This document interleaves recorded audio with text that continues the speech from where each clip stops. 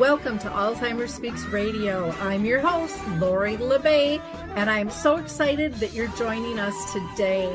We are going to have a fascinating conversation as usual as we learn from people all around the world at all ages and stages of life. Stay tuned as we shift our dementia care from crisis to comfort. Here we go. What you think about, you will bring about.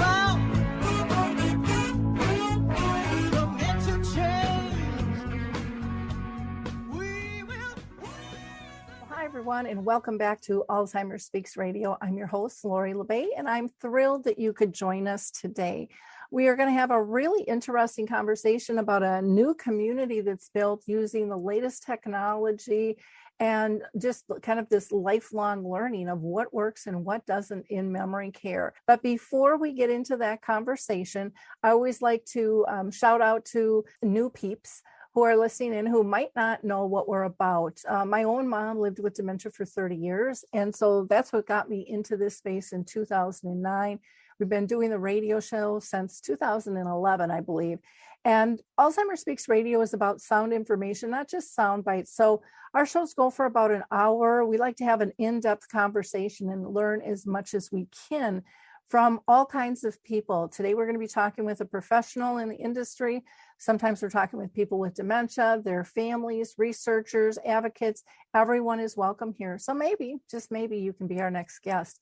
Feel free to reach out to me at radio@alzheimerspeaks.com. Now, I do want to do a couple of shout outs. One, because we're in the midst of COVID, I do a couple of support groups. One is Arthur's Memory Cafe, sponsored by Arthur's Senior Care, and we meet twice a month at 2 p.m. Eastern, 1 Central, that'd be noon Mountain Time and 11 Pacific Time on the second and the fourth Wednesday. If you're interested in joining us, that's a meeting for people with dementia and their care partners. Again, just reach out to me. And then Brookdale, North Oaks, and the Shoreview Community Center here in Minnesota sponsor a Caregiver Connect program. We've been meeting in person until last month, and I think we're going to meet virtually again this month. So if you'd like to be part of that, we meet the last Wednesday of each month from 10 to 11 a.m. And you can sign up for that at 763-913-6140, or again, feel free to email me at radio@alzheimerspeaks.com. There is also a new research project out there that you can get involved with. It's called Picnic Health. So just go to picnichealth.com/speaks, and you can sign up and actually get $25. Now you're thinking, well, what am I signing up for? Well, what Picnic Health does is they collect and digitize all of your medical records into one online account. So you can consent to share your anonymized data from your records with medical researchers. And by examining this real world data from medical records, researchers can actually find out answers that they couldn't find in clinical trials. So know that your information in your story in history is important. And again, if you are caring for someone with Alzheimer's disease, you can sign them up as well, as long as you've got consent to do that. Just go to picnichealth.com/speaks and get your $25. I want to shout out, of course, to Dementia Map. I'm so proud of our global resource directory. It's growing every day. And if you are a business owner, if you have written a book or a song or have videos, any type of information and support, we want available to people. And so you can sign up. There's a free listing, or you can have an enhanced one if you want to share. In the enhanced, you get banner ads, and you can share events and all kinds of things, write blog posts, etc. But I'm more than glad to give you a personal tour of that. We have 150 different categories for people to search, and like I said, it's growing every day. If you personally would just like to know, how do I maneuver this site or have a support group, I do meetings on that as well as marketing strategy sessions with business owners as well. So check out dementiamap.com. And a couple of examples on there are Saltbox TV, which is a free online streaming service developed specifically for seniors.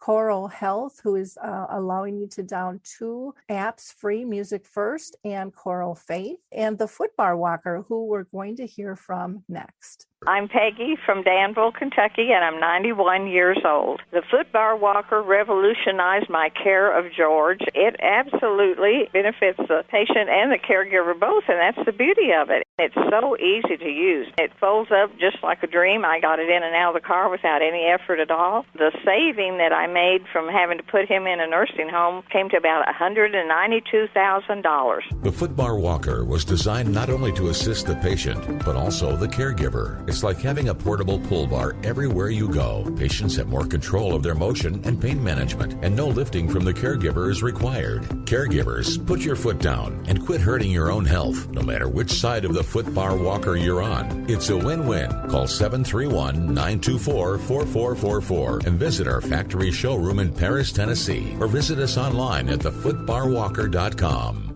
Okay, so now I am thrilled to finally get to introduce you to Andrew Carle. He is a senior living consultant at the Virginian Senior Living Community in Fairfax, and he currently serves as an adjunct faculty and lead instructor for the graduate concentration in senior living administration at Georgetown University in Washington, D.C. He's been recognized as an industry expert for both nanotechnologies for older adults, as well as memory care facility and program design. So Andrew, I'm thrilled to have you with us today on the show. This just sounds like a fascinating community that you have built and designed. But before we get into that line of questioning, I always like to ask all my guests if they've been personally touched in their own family or circle of friends by dementia. You know, it's hard to find anybody who hasn't at this point, but yes, I certainly have. Many years ago, when I was first designing memory care facilities, I had a very dear friend, one of my best friends, and her mother, who I knew very well. She and I were good buddies, and she had Alzheimer's, as it turns out, and we worked through that for several years. And then you fast forward to today, I have an 86-year-old aunt who has recently been diagnosed with some type of dementia. I'm still trying to work that out, but I mean, it's something I've seen many times. Obviously, I've worked with hundreds, probably thousands of families by this point in time. Mm-hmm. So we've been down this path many times. It is something that I feel very, very passionately about, very, very strongly about. You know, they live in a different world than us, and we need to design a world for them. Exactly. And I'm going to have you talk about the Virginian in a little bit, but first, let's talk about our aging adults out there, one of which I am. You know, I'm 62, so I've got my ear to the ground more and more all the time on what's going on. And then with my mom having dementia for 30 years, my dad had brain cancer. So, you get in that whole caring circle, and the whole world looks different to you once you've gone through that experience. So let's start with, what are some signs that people should look for in their aging parents or friends or siblings for memory loss? You know, we have so many of these conversations over the years, and I've always told families basically to think 2 ways. First of all, keep it in context. Yes, we're seeing a lot more cases out there, but remember, the baby boom generation wasn't just the United States. There were a lot of people who were very happy World War II was over.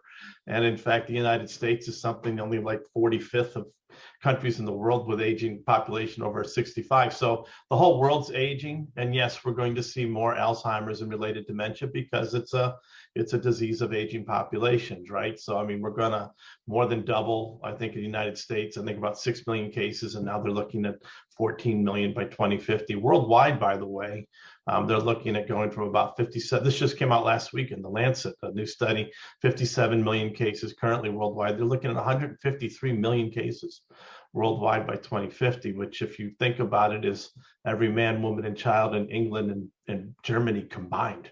I mean, that would be a huge headline, right? If we talk more about that. That said, it still remains an aging issue. So I think sometimes people worry so much because they hear the numbers, but think about the age. You know, if you're 65 years old, the odds are 2 or 3%, right? It is 97, 98% chance you really don't have dementia. It might be something reversible, and you might want to talk to your doctor about that. By 75, it's 1 out of every 5, so 20%, but 80% not. Really, when you get to 80 or 85, that's what I tell families. First of all, how old's your mom? How old's your dad? Because we know empirically, we know statistically that we can narrow it down if we know their age. Now, obviously, there are outliers, but start with the obvious. 80, 85, 1 in 3, 90, 95, almost 1 out of every 2. So, start thinking about that, unless you have some rare genetic gene, as you know, is rare, but some people can have it, or vascular dementia or something like that. You started with some strokes that you had at a very young age. I would really say, start with the context. Now, once you have the context, then yeah, let's get into it. You and I were just joking a minute ago about how we forget things.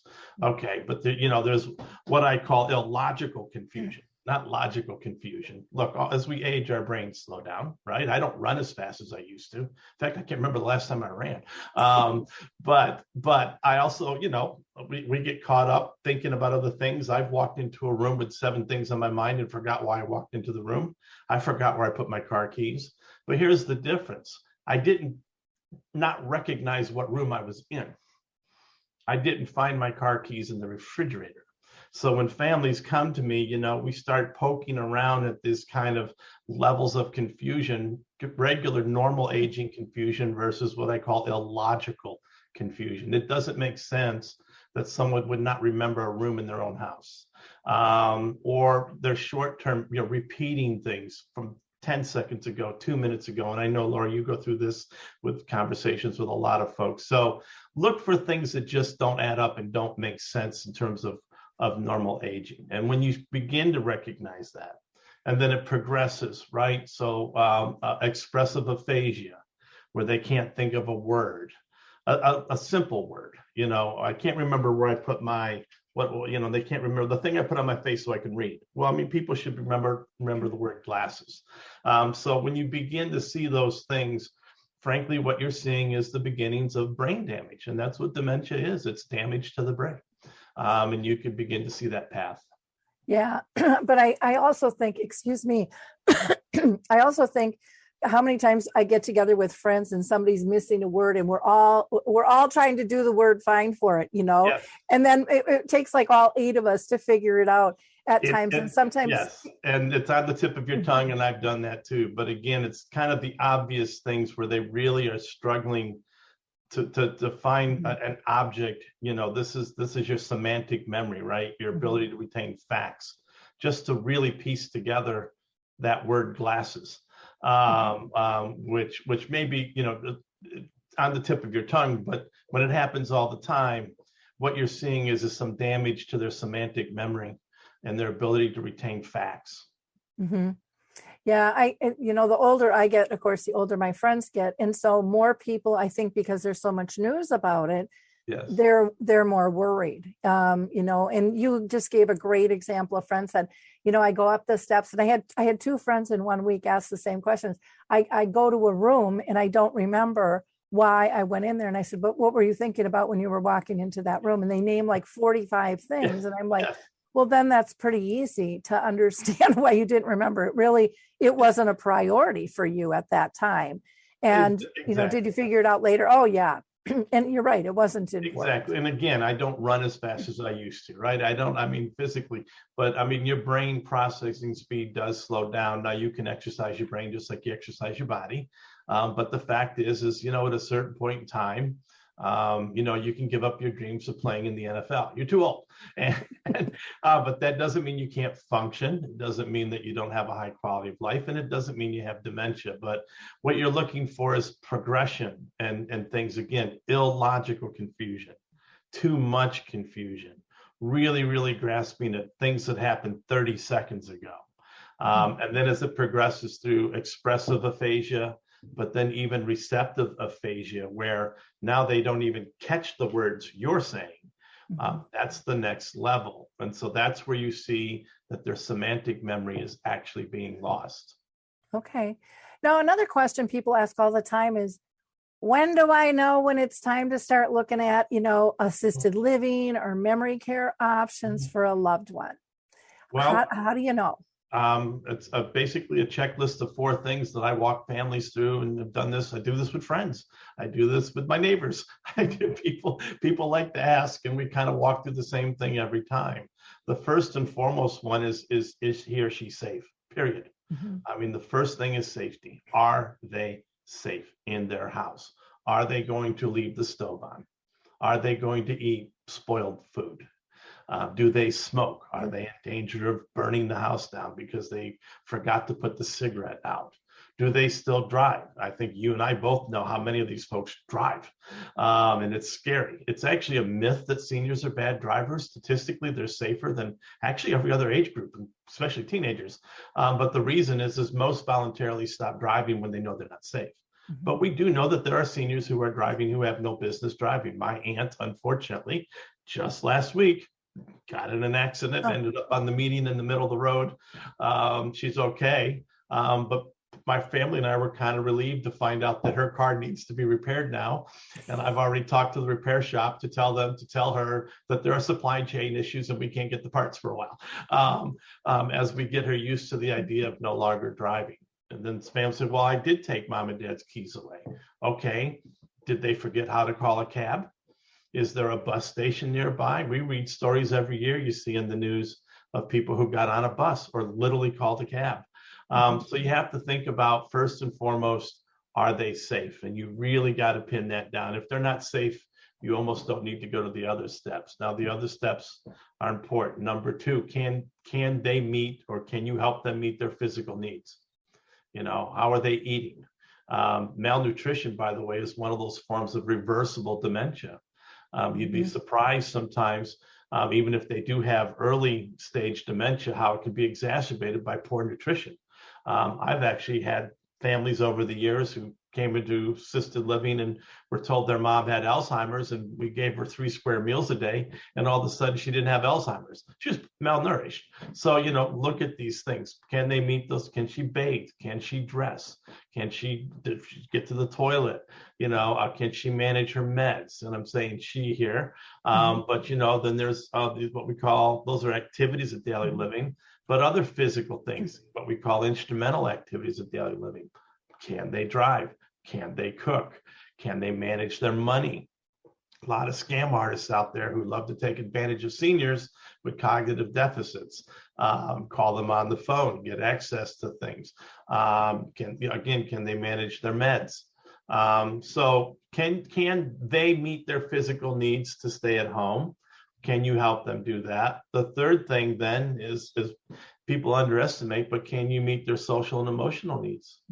Loneliness among seniors is a worldwide epidemic of all seniors. People over 65, retirees, in the study last year, some of them spend an average of 10 hours a day by themselves. I mean, that's basically every hour except when you're asleep. And social isolation can result in depression, which, by the way, as you know, Lori, can mimic dementia or exacerbate dementia. So it's one thing to say, okay, my mom's safe, and yes, we're getting her meals and bathing and dressing. Okay, but how much time is she alone? Or even when you're with her, how are you really engaging her? Because their world of engagement is very different than yours and mine. Are you really trained in how to engage them, to how to validate them, how to really get to the root of what's bothering them that day?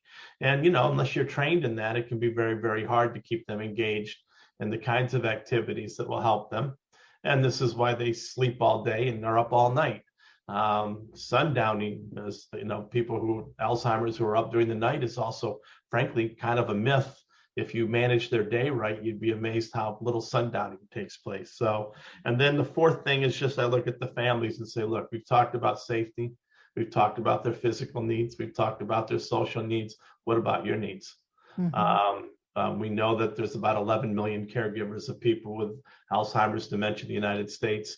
They average, I think, about 24, 25 hours a week on average. However, in the last year of care, it jumps up to 65 hours a week. Well, that's 9 hours a day. So how can you do this? So these are the four things that I walk families through, had this conversation many times. Sometimes they have answers. Sometimes by the time we get done, they realize, we need professional help. We're in over our heads here. My response to that is, yes, these are people who have a primary or secondary clinical diagnosis. And it is complicated, and sometimes you need professional help. I liked you talked about the family's needs too, because as they get stressed, that's when abuse can happen too within a family. Even though a family is very loving, when people get stretched and pulled to their limits, things can happen. And the social aspect, I think, was really important too, especially with COVID now. It's just so crazy. But I was in real estate for 25 years and I helped people transition. That's what I did for 25 years. I specialized in this market. And yet when it was time for my mom to move, I could do it. Yeah, I was different. I had more knowledge. I fooled myself up one side and down the other. And it came to the point where she ended up moving into a community. And of course, as a family member, I was struggling, but I'll never forget the day. And I've never heard it pitched this way. I hear it pitched about social isolation and engagement, but what I experienced, what made me be able to let go and feel comfortable, was I walked into an activity one time and the activity director was just sitting there with like an Oprah magazine that was 4 pages out, and it was just a garden. It was all flowers. Yeah. And in a horseshoe around her, there was probably, 8-10 residents. And they were all telling stories about gardening and flowers and color. And I remember standing in that doorway going, what I can't give her is I can never be her peer because I'm always her daughter. And that is something that peer interaction really let me feel more comfortable with it all, because my mom was always so social and her friends were really important. And we try to fill that in. But, when we've got another life to live, it's really difficult to do. And you feel the pressure, right? And you feel the obligation. And of course, there's an obligation. But, as I've said to families, there's an obligation to do what's best for your mom. Yep. I've had them come in and, they got bags under their eyes and their shoulders are slumped and they're physically exhausted. They're mentally exhausted. They're financially exhausted, and at some point as we go through those 4 things, and then I'll look at them and I'll just say, why are you trying to do by yourself? What I have 24/7 staff and all of this, science-based programming and this facility design and this whole world that is built just for people like your mom and dad. Would you, if you're not a doctor, do you treat yourself? And then they kind of look at you and they realize, there is a point in time where this is really clinical. This is really therapeutic. And just like you would call a doctor, you need to maybe tap into the people who do this for a living. Now, you need to make sure you find the best people. There are good doctors, average doctors, bad doctors. And so that's the next thing we try to help. So let's talk about that. How do you evaluate making a move for an assisted living or a memory care? What do you look for? What are the options? Most people don't even know what the options are out there within, because they think, well, if it's memory care, they're all the same, and they use the same terms, but delivery styles and technique and things I have found to be really different. So what do you tell people? I tell, do your homework. This is a big decision. As you know, I also teach at Georgetown University. I sign homework all the time. Do your homework. This is a big and important decision. But there are tips that you can give people.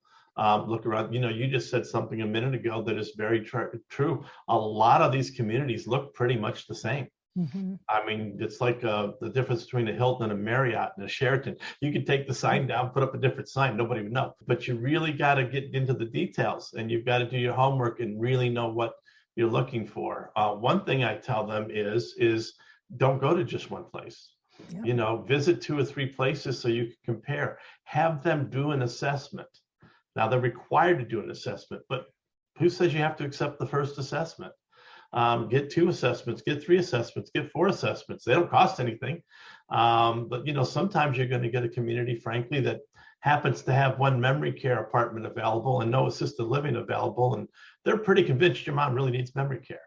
All right, we'll go to 2 or 3 other places, because maybe what she needs is what's called a bridge program, which is kind of pre-memory care, in a community where they can give her some extra attention, but not necessarily full memory care. Maybe it turns out she really just could start an assisted living and get those 3 square meals a day and amp up her fuel and do some other things. So I would say, first of all, get more than one assessment. The same people who will go to 5 car dealerships to get the best price on a car will only go to 1 memory care. No, go to a few. Number one. Number two, when you're there, know what you're looking for. Start with the staff. What are their credentials? And you can ask about staff ratios, but to be honest, almost every state has mandated staff ratios. I can tell you what it is. It's 8-to-1. 8-to-1 staff ratio, eight residents to 1 staff person on the day shift, probably 12-to-1 in the evenings. And if they're asleep at night like they're supposed to, maybe 20-to-1. But you're going to hear that number 7 or 8 over and over. But what are their qualifications? Is there a memory care director who's dementia certified? Now there are several different ways to dementia certification programs out there, as you know, Lori. But you know what? They're all pretty good. But is the person in charge a certified dementia professional? Makes a big difference if there is anybody in the community a certified dementia professional. I have some communities where the director is certified, but the staff are also certified. So ask these questions on their training. What's the staff turnover? This is a hard job. Yes, there's staff turnover, but what you're looking for is more longevity than other people. So that you're not constantly changing staff on mom or dad and making them even more confused when they get used to somebody. The third thing after the assessment of the staff is to then ask them about their programming. Ask to see their activity schedule, but ask them what's behind it.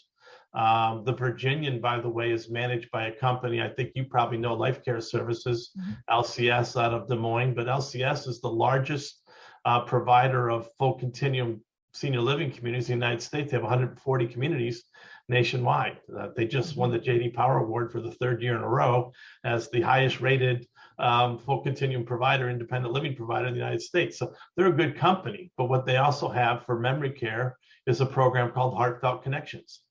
What is Heartfelt Connections? Well, it's basically science-based, empirically based training for every single employee in LCS who works with memory care residents nationwide. Well, that means something, doesn't it? And if you're visiting a community that, well, what's your programming? What do you do every day? Well, we just kind of, we do this, we do that. Does it have a structure? Does it have science behind it? Ask these questions. And then the third thing is the facility design. And this is the kind of the missing piece. You really have to have all three. You have to have the right staff. You have to have the right programming. But then you have to have a facility that is designed for their world. And this is where the senior living industry, and I would say to people watching this really does vary. We are still learning even after 30 years. I came into senior living 25 years ago and was shocked at, frankly, how little the industry knew about memory care. That it was basically, we build these beautiful homes for your mom and it looks like a hotel. Well, these people aren't living in a hotel. They're living in a different world. So, really start to look at the physical environment, because unless you've built a house for them that makes sense, then the programming, the staffing really can't maximize the work that they do. And that is key. And I can't wait to see, the differences with the Virginian, because it makes such a huge, huge difference. One thing I want to add is you talked about the structure of the programs, but I think it's also important to ask about the flexibility within the programming so that they can be individualized as well, because structure and routine, and this is one of my favorite quotes from Harry Urban, Living with Dementia, he says, routines are great and I really like them, but you have to know whose routine it is, because if it's your routine, it doesn't matter to me. You have to go by my routine and what my natural flow is, or we're gonna bat heads at times. And so being able to be spontaneous and not getting angry because you can't check a box off at a certain time, and really understanding the person. Not only is that right, I will tell you that the very first slide in the very first class I teach each semester on Alzheimer's and memory care, says that people with dementia are like snowflakes. No two are alike. Yep. And the point of that is no matter what we talk about moving forward, they are and remain individuals, and they are unique. And yes, there's some commonality in things that we can do, yes, but you can never forget who they are as an individual. And you have to find ways to accommodate that. So there are things that we can do for the group, but there are things that have to be done individually, understanding them. I will tell you that at the Virginian, we incorporated a program called Life Bio. I don't know if you're familiar with Life Bio. Just had Beth on the show not there too you long go. ago. But I mean, this is where, they interview a set of questions, they interview the family, and they get basically this individual's history, and they put together a book, right, with pictures and everything. But what we do at the Virginian, of course, is we not only mandate that for our residents, we mandate that every staff member reads it. First of all, the stories are fantastic. I mean, just reading about where they grew up and their careers and their families and their very fascinating lives. But by gathering that information up front, having it in a book form, having everybody read it about every resident, you can see where that would obviously escalate at a very high level your ability to communicate with them as an individual. Yep. What was important in their life. Yeah. Life Bio does a great job. Let's talk about memory exercises, because a lot of people talk about that. Do you recommend them? Do you think they help? People are all over the board with different games and, electronics and puzzles. There's just a huge mixture on that. What are your thoughts? I've done a lot of work in this, not just in memory care, but basically with these brain training technologies. I coined the term, as you know, 15 or so years ago. I call it nana technology, as in technology for your nana. It's a little play on, what nanotechnology is, molecular engineering. So it's a little play on words, but even 15 years ago, as part of my work at the university, I was really looking at these brain games and these things that came out. The short version is you can exercise your brain, even if you have Alzheimer's and dementia, you can exercise it. We don't know based on the science exactly yet. We really need some longer term studies, but we're beginning to see some evidence that it certainly can be positive. It doesn't hurt. People with dementia, though, it's a little different category. It's really more about engagement, because if they're not engaged, it doesn't matter. So for me, I think the difference has been you have to find activities or games or brain training things that they enjoy, frankly. And then the rest of it just goes from there. And then obviously focusing on skills they retain. Yeah. We know that singing, right? There's a program called SingFit that we also use at the Virginian, because we know that SingFit is one of those programs where you can really engage them and they like to sing, especially songs they remember from long ago. But really, it's about engaging them. I know we'll talk about it maybe a little bit, but we just implemented at the Virginian a program called OBI. OBI is brand new in the United States. We were the first community, one of the first in the country to have it. I think the first on this side of the Mississippi or something. We're in Virginia. It's in very few communities, but I knew this company from before. They're out of Israel. They've been wildly successful in Europe with this. OBI is basically a hand motion game. There's a projector in the ceiling. It projects video games on a table, and you move your hands and you can play. You can sweep leaves off the table. You can pop bubbles, right?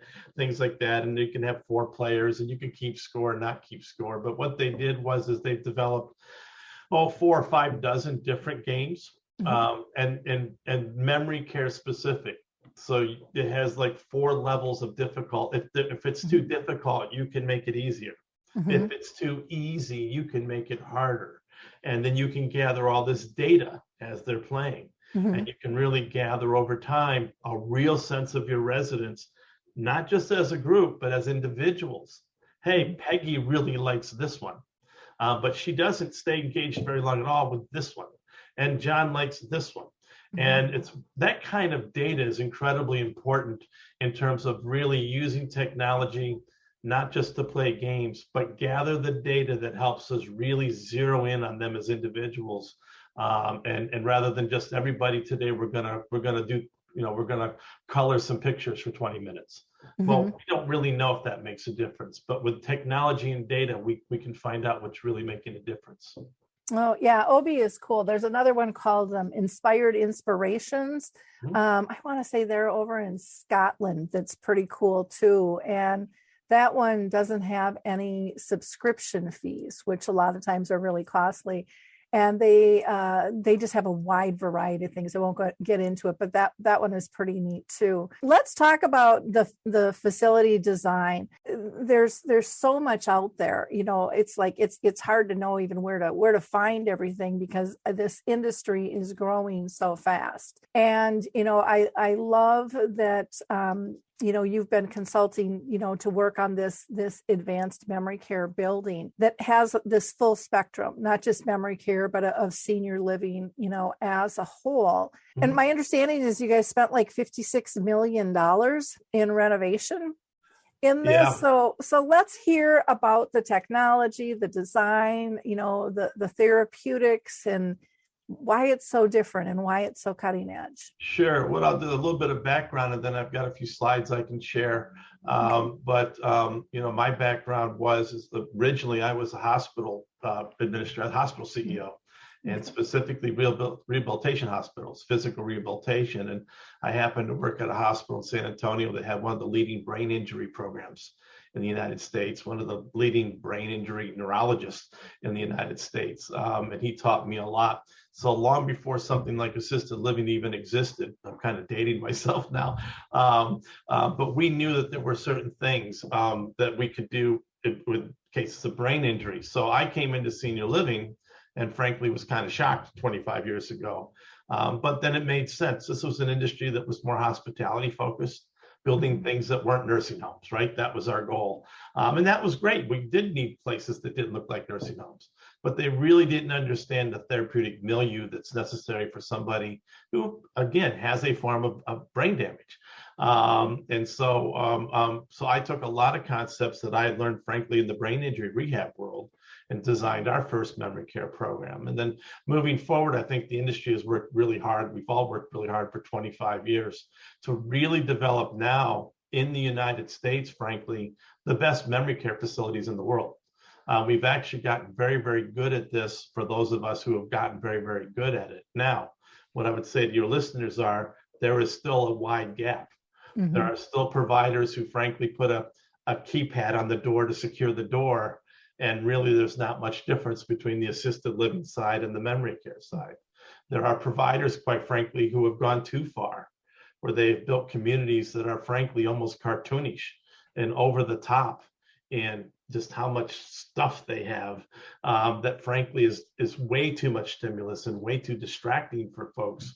So what you've got to create is an environment that's home-like, but also very specific to their needs. And that's what we're trying to do with the Virginian. I can put up the slides here in a minute, but what this is called is intentional design. And what we're doing at the Virginian is trying to focus on what I call the triad. And that's building in physical environments that are safe, that are directional, and are therapeutic. And what I can show you is some of the things we're doing. Now, we're still, by the way, under renovation. I've got a courtyard I don't even have pictures of yet that is really great. But I can show you some of the things we're doing inside the walls, and hopefully that'll be helpful. One of the things I do want to mention, you had said that they really look pretty, a lot of these buildings. And what always frustrated me, because when I was in real estate, I worked for new construction, and there were so many misconceptions out there. Like seniors thought, well, they don't know how to build a Rambler or a ranch because everyone was doing a 2-story or a multi-level. And I mean, it took me 2 years to convince my builder to do something different. But they're like, well, of course we know. I said, but the public assumes you don't at this point. And, you really have to listen to people. And what would frustrate me is people would be oohing and eyeing. And if it was a single family home or it was a community, about how beautiful it was. But it was really about getting the person who was either making the decision or assisting the person making the decision feel comfortable and guiltless about moving in, like the big whirlpool tubs that are just hazardous, for an older person to get in and out of or to clean. And or the high vaulted ceilings that, have echo and cobwebs and all of those types of things, really not thought through in terms of who is this for. And so I love that you're talking about the safety and the therapeutic. When you talk directional, what do you mean by directional? So it's all about wayfinding. Okay. But again, I appreciate your point. I think we're both on the same page. And look, everybody in my industry is well-intended. Mm-hmm. All right. But we had nothing 30 years ago. Mm-hmm. And 30 years is not very long. We're still evolving this. But, unfortunately, we've seen some overshoots where it's more props than it is practical.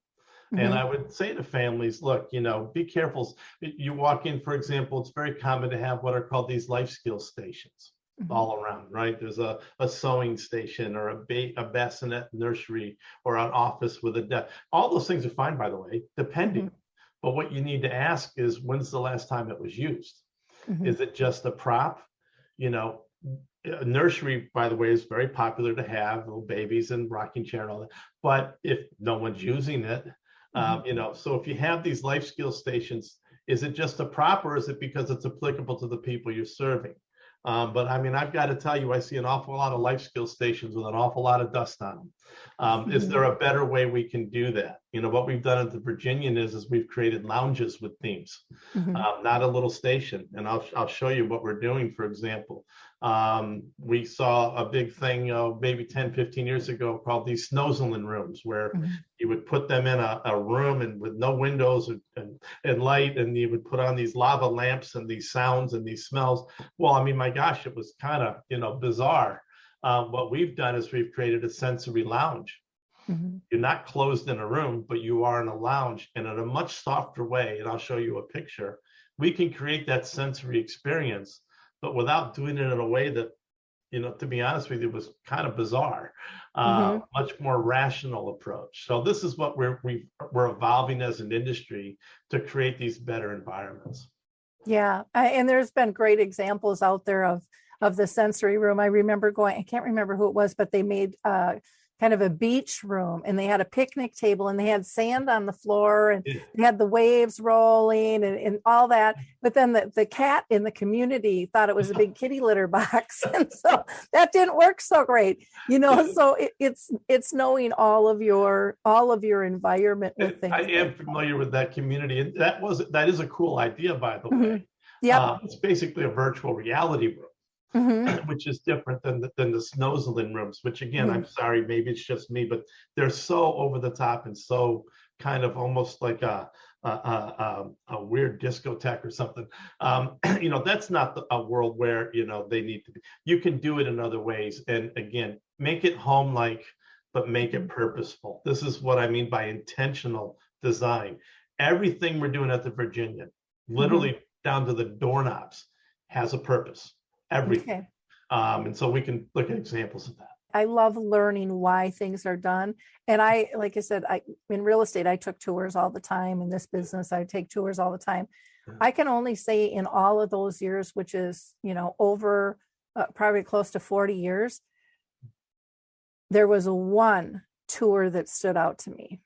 And it was a tour that explained, this is why we chose this type of chair, and this is why we chose these dishes. Yes. And I think we get away from explaining, which people really need to know, because you're sharing knowledge when you're doing that, instead of just saying it looks pretty. Yes, exactly. So let's see your slide. All right. So we are in the middle of renovations. There's an exterior courtyard that won't be done for a couple of months. We could talk about in a minute, but it's the coolest one I've ever done. But let's look indoors. And again, intentional design and what I call the triad. And this is the same thing I teach my grad students at Georgetown, by the way. We work through this, but safe, directional, therapeutic. Let's look at safety. And as you know, let's look at, the entrance and the exit, right? Mm-hmm. Now we know to camouflage them. But look at the job we did on this unit. So we can see where we've made this is the main exit and entrance to the unit. Now, obviously it's one thing to secure it. Here's the keypad right here. Mm-hmm. It's another thing to make it invisible. If you can secure the door, but if the residents can see it, they're just going to hang out there all day. We know that they wander. We know that they elope, and we need to address that. So let's make it invisible. What did we do here? We hid it by making it match the wall, by putting a chair rail on it, by putting a baseboard on it. We put it in the middle of the wall, not the end of the hall. We didn't put it here. We made it so that you would walk right past it. So we secured it, we hid it. But the third thing we did was distraction. And this is what people often forget. So what we have here, if you're coming down the hall this way, the only item of color on the entire wall is this bright red Washington Senators pennant. So this is part of our reminiscence lounge, but this is like a bullfighter waving a red cape, right? We're distracting them. If you stand 150 feet down this hallway, you will see that pennant. And it is the only thing in color on purpose. We don't want a bunch of stuff here. We want them to focus on this Senators. They come down the hall. You can see over here a blow up of it. Not only is it the Washington Senators, which for these folks was their team. They don't exist anymore, but it was their team. But here's John F. Kennedy throwing out the first pitch. We know they have very powerful memories of John F. Kennedy. Here's the team photo. Here's old Griffith Stadium. I actually had one resident walk up and say, my seats were right here. Well, that stadium was torn down 50 years ago, but he remembers the seats. So what we've done here is not only secured it and hid it, we've distracted them in this direction with one simple thing, one simple bright red pennant, and then drawing their attention to reminiscence, things that they recall from their long-term memory. Come in the other direction, which is this way. It's a little hard to see, but we call this Retail Reminiscence Row. These are all Northern Virginia, Washington, D.C. businesses that no longer exist. Gifford's Ice Cream, the Lee Highway Drive-In, Heckinger's Hardware, People's Drugs. So even coming the other direction, and I'll show you how we're even pulling them around this corner even farther, we're just distracting them from the door on both sides. So this is a classic example of how very subtly, this isn't over the top, this isn't a ridiculous amount of stimulus, a very plain looking hallway, but look what we've done to hide this entrance. You could walk right by this and never realize it's there. That's going to minimize frustration of the staff, frustration of the residents. If they don't know the entrance or exit is there, then they have other things to do. Yeah. Yes, go ahead. The other thing that you've done is, with the baseboard being a different color and the railing. And so many people don't know this, but I remember, years ago, they used to roll the carpet up the walls, and then people didn't know that the floor ended and the wall was there because of depth perception, and they would charge into the wall. So you've given them cues for that as well. So, and again, Laurie, we're keeping this very pleasant looking. This, by the way, this is a whole, we call a reminiscence lounge. I'll talk about in a minute. It's the reception area. But the whole area is a very nice throwback to the 1950s, 60s. But it's done in very subtly. We're not beating them over the head with it. It's not cartoony. It's not a Hollywood prop. It's a room that just happens to be set back in time a little bit in ways that distract them from that entrance. Here's some directional stuff. You asked about directional. This is about wayfinding. So what we're using is breaking down. As you know, people with Alzheimer's related dementia, they lose what's called their spatial literacy. They can't define spaces, and very large open spaces are very confusing to them. If you have a long hallway and all of the doors are exactly the same, which room is Sarah's? Sarah's going to come out of her room way down here, and she's going to go on her walkabout, and about 15 minutes later, she has no idea how to get back. So you've seen this before, but you also can't make every door a different color. That's also too confusing. What we've done, and I've done for years, is about every 6 or 8 doors that I create a different neighborhood and very long hallways. This particular hallway obviously is yellow, and farther down it's kind of a burnt orange. On the other wing, we have 2 wings, it's blue and green. But by dividing the hallway in half and then into quarters, when Sarah goes on her walkabout, I've already got her through 75% of her walk in terms of finding her own way back to her apartment. Now, when she gets to her apartment, how do we get her through her own door? Well, by continuing the theme. We have the memory box outside the door, right, with her photo, preferably a photo of her from years ago. The reminiscence bump would suggest that they're probably going to recognize themselves from their 20s, 30s, 40s, but we can put that here, but in the same color. When you go into the apartment at the Virginian, very typical in memory care to have a contrast wall to help show, bring out the bed, right? But well, why not make it the same color as the door? Why is it a different color most of the time when you walk in? How about when you go in the bathroom? We know a lot of science will say have a contrast wall so that the toilet stands out, so that the vanity stands out. Well, why not make it the same color? And no one's ever done this before. I think the only person that's ever done this, I actually matched the toilet seat. We know that in memory care, almost always in a good memory care, they'll have a contrast toilet seat because the white toilet seat disappears. Well, why not make it the same color? What I'm working on here at the top is something called space retrieval. We're focusing on their procedural memory, which is also habitual memory. Procedural memory, as you know, is the last type of memory they retain. It's why Tony Bennett can get on a stage and sing songs from memory for an hour, even though he's far into the stages of Alzheimer's, because it's like riding a bicycle. It's hardwired into their brain. What we can do with Joanna is we can teach her to not only look for the yellow neighborhood, to not only look for her yellow box with her picture to get her into the room, but even when she's in her room, which could be a significant amount of time, she's constantly being reminded, even when she goes to the bathroom, that she lives in the yellow neighborhood. And we can remind her 5 minutes apart when she first moves in, every 20 minutes. Hey, Joanna, where do you live again? Yellow. Hey, Joanna, yellow.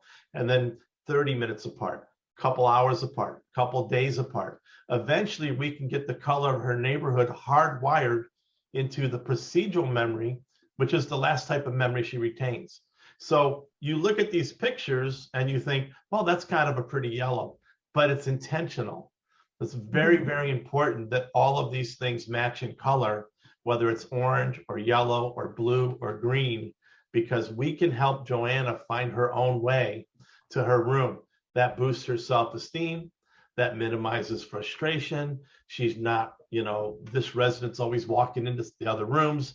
The other residents get upset. Oh, there's somebody in my room. The staff get frustrated. All we ever do is go get Joanna out of other people's rooms.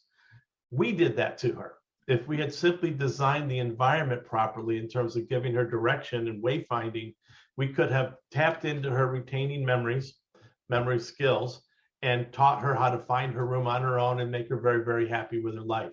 So that's just one example of wayfinding that we've done at the Virginian. And again, I've been doing this 25 years. I've never seen another memory care that matches the toilet seats to the color. We worked very hard on that. Yeah. So down the hall, then it looks like they're kind of the red boxes, and then do the doors kind of a burnt orange, actually. Okay. And so then does the door match that color? Yes, and is the that door their matches accent wall too? Okay. I just wanted to make sure. And believe it or not, Lori, even the toilet seats. Okay. Well, I love that. I think that makes sense. Instead of, making things stand out. And just your lighting is nice and bright, but it looks like you've got lighting that doesn't really glare either.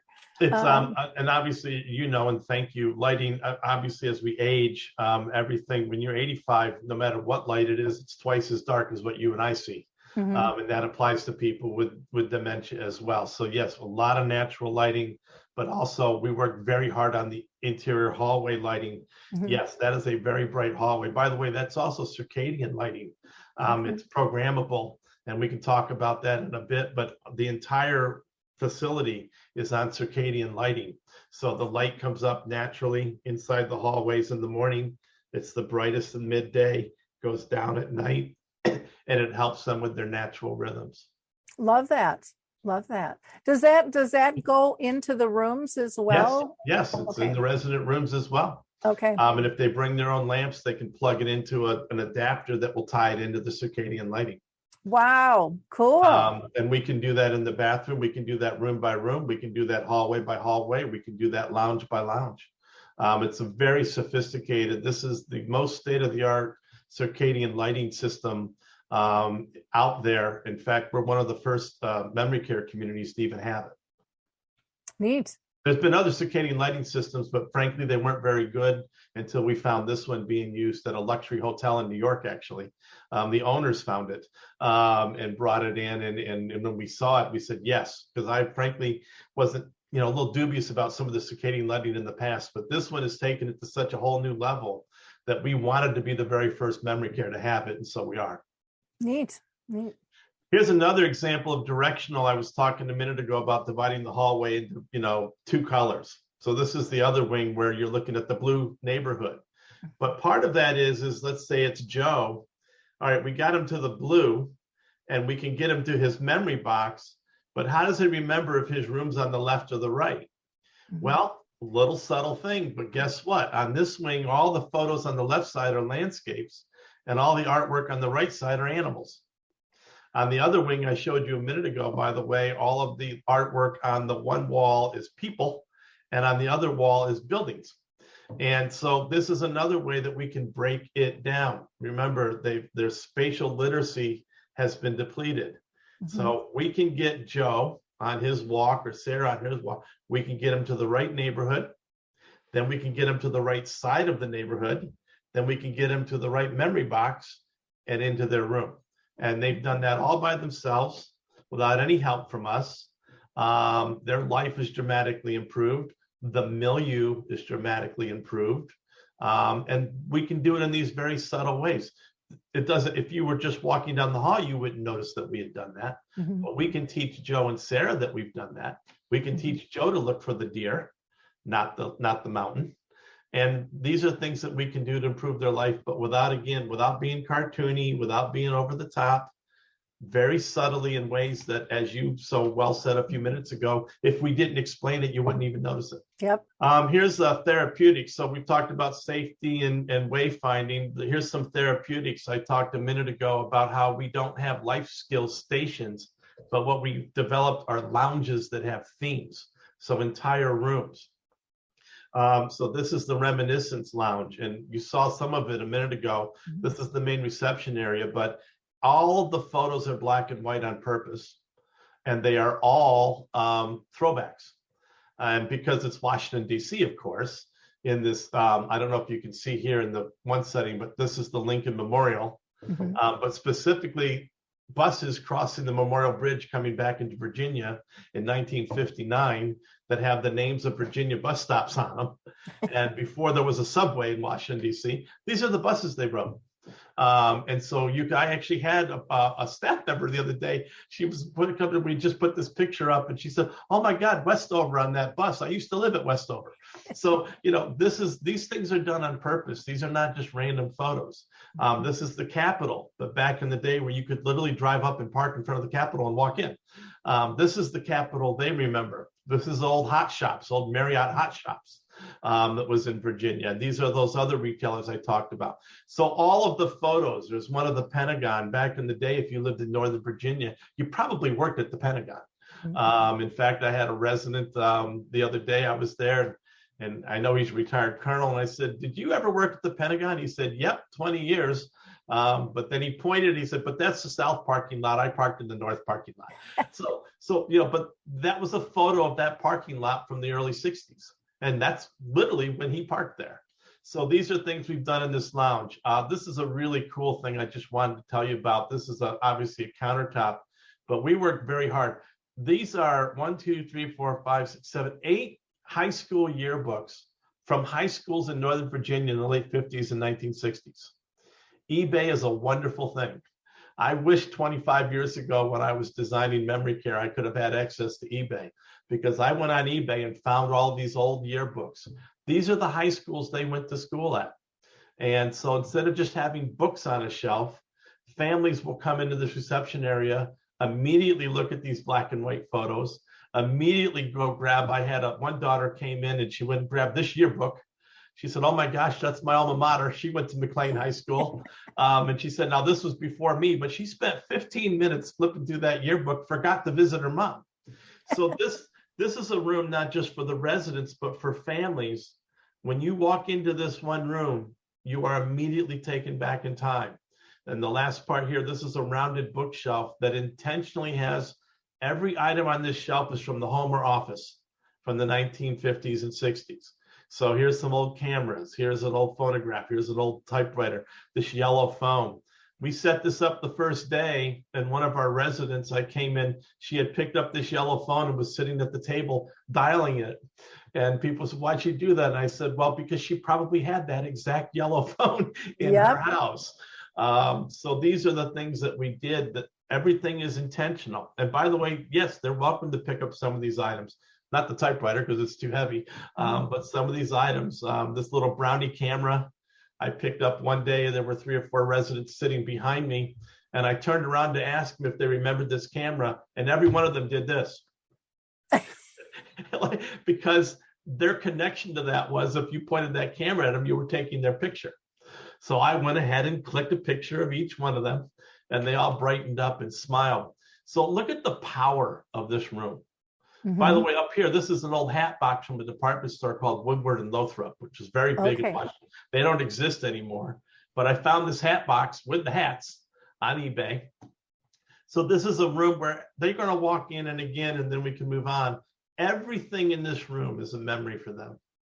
That they can, instead of just having a reception area, sons and daughters are going to walk in, residents are going to come in, and they're going to be able to have a 40-minute conversation just on the items in that room. Everybody has a memory, even if you were a little kid, that you went to Gifford's ice cream with your mom and dad. So this is therapeutic. We can look at our sensory lounge. So we talked about this a minute ago. Rather than a Snozeland room where you literally close them in a room with, like, a little tiny room with no windows, or it's kind of scary. This is a sensory room that has dual purposes. This is Obi that we talked about. You can see the projector up here. This is the game here. You just sit and move your hands. So that's tactile. This is tactile artwork, not still life. They can futz around with that. Here's our fish tank. We know that fish are important, but we can change the lighting in here. It's circadian, but even during the day, if Peggy's having a bad day, or even as a group, they just want to have kind of a meditation session, we can turn this blue, green, pink, yellow. Some people, you talked a minute ago, some people calm down to blue light, some people calm down to pink. Well, let's get to know the residents and ask, which color do you like best? But they can come in here. Over here is an Alexa speaker that you can say, Alexa, play bird sounds, and birds will start chirping. Over here is aromatherapy. You can put some lavender in here. So between the fish tank and the aroma and the sounds and the tactile, this is a very pleasant room. But as you can also see, it's still open on the other side of this. We're not locking you in a room and making you feel claustrophobic. It's just a nice, peaceful place to sit or turn the lights on and play a game. A sensory lounge, not a sensory room, but a sensory lounge. Okay. I like that. Here's a combination of all things combined, and we can start to wrap up here, but I wanted to show you, if you come into the reception area, here's our door again, okay? But I wanted to show you something we did here that I thought was really cool. I actually had the contractor round this corner off, and I had them custom build a round bookshelf, and we have a round table. Well, why did we do that? When Peggy comes down this hall, I'm subconsciously pulling her around. Because she's naturally going to follow the curves. And I want her to keep going away from the door, frankly, get distracted by this photo. But if you look at the close-up, we did one other thing. We hung this photo so that you can only see half of it. This is a photo of an old department store called Kresge's that eventually became Kmart. But back in the day, it was called Kresge's. So we intentionally hung this picture so that when Peggy comes around the corner, and this looks a little bit farther than it really is, she's going to see this. She's following the natural curves, but she's also going to see half of the Kresge sign, which she's going to recognize. And she's going to say, is that Kresge? And she's going to keep going right away from the door and right around the corner. And then there's a bunch of other cool photos for her as she goes. Again, and just coming from the other direction, this is where that Washington Senators thing is. We're pulling them down here, and then we're having them follow the curves. And these curves, again, most family members wouldn't even realize, even think about it. Those curves were built, custom built on purpose to help them wayfind. So this is helping with safety, keeping away from the door. It's helping them with direction, and it's also therapeutic. So a lot of these things have multi-purposes. I love that. And I love that you're explaining all this stuff, because it's important for people to understand how this can be done. Yes. And I think it's important for professionals and families both, to really get, these are tools. All of these are purposeful tools, Yes. And as you've said, this is what families should be looking for and asking about. Why was this here? What we said earlier, and I think I've just shown you, literally everything in this picture was done for a reason. Mm-hmm. Every single item on the shelf, every little curve in the wall, every little handrail, every kind of paint, everything in this room serves a purpose. There's nothing by accident in this room, or just tossed in there because it seemed like, it looked nice. It's mm-hmm. not about looking nice. Even again, the black and white photos were done intentionally. This is the only section between the two wings that's in black and white. Mm-hmm. The other wing, remember, is blue and green and yellow and orange. Why did we make the one spot in the middle in black and white? Well, one, therapeutically, it's a reminiscence, but two, it's also now a landmark. Mm-hmm. Sarah knows that she's halfway home when she's in the room with the black and white photos. She knows to keep going. There's a very clear demarcation between the wings that we could not have made more obvious to her. But again, in a way that just seems like, oh, what a cool room with black and white photos. But the black and white photos were also on purpose. Mm-hmm. I love it. Last slide is the nanotechnology we talked about, and then, any questions you have. But yeah, we have technology now. We didn't have any of this 25 years ago. The circadian lighting that I talked about, that we can really, good circadian lighting, state-of-the-art circadian lighting that we can program any way we want to really help them keep their natural sense of rhythm, minimize the sundowns. The OB we talked about, we're the first community in the East Coast, one of the first in the country to have that. Mind VR, I know you know about, is virtual reality program that we were featured in the Washington Post. We know that this is not only great for residents with dementia, but all the residents love it, to be able to travel or see things or pet puppies. But we know that virtual reality can really make a world of difference to them. The Alexa that I talked about, something as simple as telling Alexa to play bird sounds or music, or the old Jack Benny radio show. One day I put on the old Jack Benny radio show and could not believe it. The resident went, "Oh my God, I remember that episode. It was on my 16th birthday." And I remember, she literally remembered, she told me who the next guest was going to be. And it was just mind blowing that her memory of that, this person with dementia and Alzheimer's, remembered that show, that it played on her 16th birthday, and who was on it. And it was Alexa that was playing that. So aromatherapy we talked about, that could be individual or group. We can use iPads and tablets to do video visits, right? You don't have to, if your son or daughter lives 1,000 miles away, we know we can do this. YouTube, I don't know, other people have talked. I find YouTube to be one of the greatest resources for reminiscence videos, and there's thousands of them.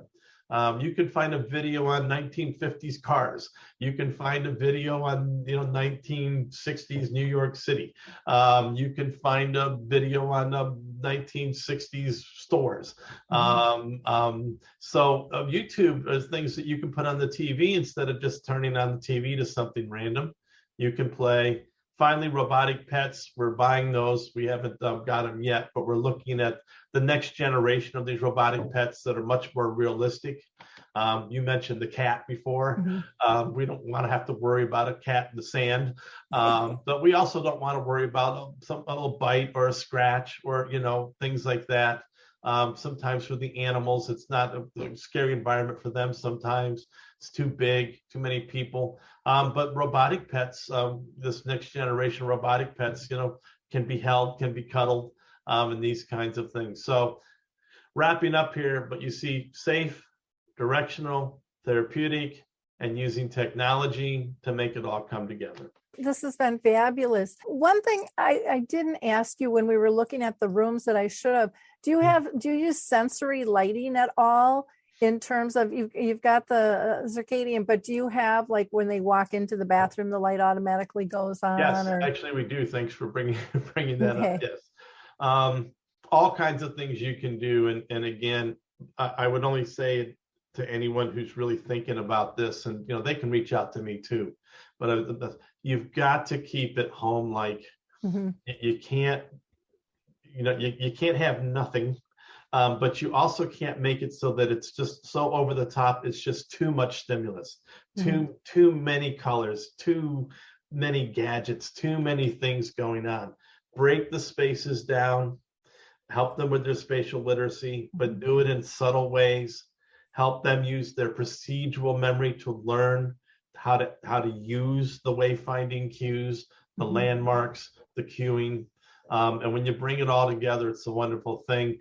The only thing I'd wrap up with, and I'm sorry I don't have photos, but we're building a courtyard that's the same theme.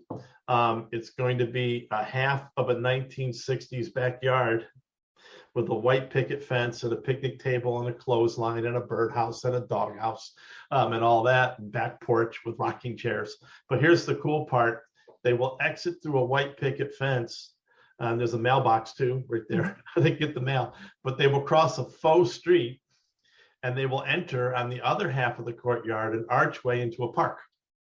Cool. And the park has a little winding path and a Washington Post newspaper box and an ice cream cart and a fake pond with fake ducks, and a garden. But what we've done here, I call it the no exit exit. We know they have exit seeking behavior, but we found a way for them to go from the backyard, out the gate, cross the street, go to the park, come back from the park, cross the street, come through the gate, go back into the backyard, and they never left the courtyard. So this is another way of distracting them from just hanging out at the wall and trying to figure out how to get out all day. By the way, the wall is a solid whiteboard, 6 feet high with 2 feet of lattice. So we've even kind of eliminated that. But we've got them very focused on this idea that they feel very free and traveling between these destinations, but they're safe. And it's directional and it's therapeutic. So this is going to be a really, really spectacular memory care that we hope will serve as an example, not just in, Virginia, but frankly for the industry. Oh, that's wonderful. I'm going to mention two other things that you may or may not know about that might be helpful. And this is more kind of TV type things, but I'm just thinking electronics. One is Saltbox TV. And I don't know if you've heard of them, but they are a free online streaming service for senior specifics. So they have a lot of the old movies, TV shows, but they also have entertainment, education, lots of different things. They just had a talent show for people. And it was developed by a Broadway producer and his musician wife, singer-songwriter and stuff. And it's really cool what they're doing. You know what? Very helpful. Thank you. I'm going to look into that. Yeah. And then also Zinnia TV, which I love because a lot of times, as we know, people with dementia can't follow programming. They have short vignettes of travel and nature and architecture and all kinds of different things, so that people, and I think in this crazy time, we could probably all sit down and just get a little comfort from that. It's beautiful, it's short, it's calming, which I think can be really, really helpful for everyone. I think along those lines, and we're seeing now companies developing these really cool products, but thanks for mentioning it. We do have TVs, obviously, in these lounges, and they're big screen plasma TVs. But it's a hard and fast rule that nothing should ever be on that television that's by accident. We don't just plunk them down in the middle of a soap opera because we have nothing else to do. When families tour memory care, they need to look and see what's on the TV. And if everybody's just been plunked in front of the TV, frankly, to get them out of the way for an hour. Our TV time is scheduled. It's purposeful. It may be an old movie. It may be a YouTube video of 1950s hot rods. It may be whatever we think they might like, but it's done on purpose. So and again, as you mentioned, there are programs and companies out there that are working very hard now to provide this kind of technology specifically for this population. Yeah, well, and I remember, my own episode with my own mom cleaning out her closet because she decided nothing in her closet could be in there unless it was red, because everything else wasn't hers. So I was cleaning her closet out, and we had the TV on in her room. And she got so upset. I mean, she was terrified and just crying hysterically. And I didn't realize at the time, I'm like, Mom, I'll put everything back if you've changed your mind. I mean, that's what I'm thinking this is about. And then I looked over at the TV and we were bombing Iraq. Oh, And she thought that was happening right outside the door. yeah. I turned that off instantly. And people don't understand that we really do have to watch that stuff. It impacts them dramatically. So I love that you guys are being very intentional with everything that you're doing. Everything's intentional. The training's intentional. The programming's intentional. The design's intentional. The technology's intentional. By the way, you mentioned your mom's closet. We even have special wardrobes where one half has a glass door, and the other half actually can be locked. But we know when they open a big closet and there's so many clothes, that's why they wear the same thing every day. It's overwhelming. So what we do is in our wardrobes, we can put their next day clothes in the side with the glass door and their shoes, their whole outfit. But that way, when Sarah gets up in the morning, instead of being overwhelmed by what's in her closet, we have to run down and help her pick something up. She will just open that glass side, see what she's going to dress herself. She can dress herself. She was just overwhelmed by too many choices. Yep. So we've actually got these special wardrobes that allow her to, again, dress herself, boost her self-esteem, let the staff focus on the residents who really do need more help. All of these things work together if you just think about that level of detail. I have one last question for you, because I think it's one that families ask, and that is, can my loved one stay here forever, or is there a point where it's too much care and they have to move again? Look, I mean, at the end of the day, it is unfortunately a terminal disease. It can take, I think the average is about 5 years, 7 years, but it can last 20 years. I mean, Ronald Reagan, we know, was afflicted for almost 20 years because he was physically a very strong man. But regardless of how long it lasts, this is unfortunately, whether it's Alzheimer's or related irreversible dementia, it is a disease that destroys the brain over time. It's a horrible, horrible affliction. You can't dream up something, worse than one brain cell at a time for years. But it does reach a point where you can't swallow, you can't walk, you do lose your physical abilities, and eventually you do die from it. When you can no longer swallow or even, control your functions like breathing. So it is very sad, but yes, there is a point where a skilled nursing facility is often necessary at the end, or hospice or something like that. But it is unfortunately a terminal disease, and people need to recognize that. Okay, great. Well, thank you, Andrew, for your time today. This has just been exciting. It's been a pleasure to see all the work that you've done and the thought that's gone into this. People can visit your website, The Virginian, by just going to liveatthevirginian.com. You're also on Facebook. They can put in Live at the Virginian and you'll pop up. And if they want to email Andrew, you can email him at and then Carle is CARLE, don't forget that E, at carleconsulting.com. They can also, by the way, Google me at Georgetown University. I have an email there too. Well, thank you. Thank you again so much for your time and sharing this wonderful project that you've been working on. I can't wait to someday personally go see it myself. Well, Lori, you are very welcome. And yes, if you are in Washington, D.C., absolutely find me. I'll be happy to walk you around. There's even more stuff we didn't even get to. We didn't even talk about the fish tanks by the dining room, because food intake goes up 17% when there's a fish tank by the dining room. So lots of things in there I'd be happy to show you, and feel free to find me. Okay, sounds good. To our listeners, please like, click, and share. Don't keep this information to yourself. We covered a lot of good things, and it doesn't do any of us any good if we don't share this knowledge.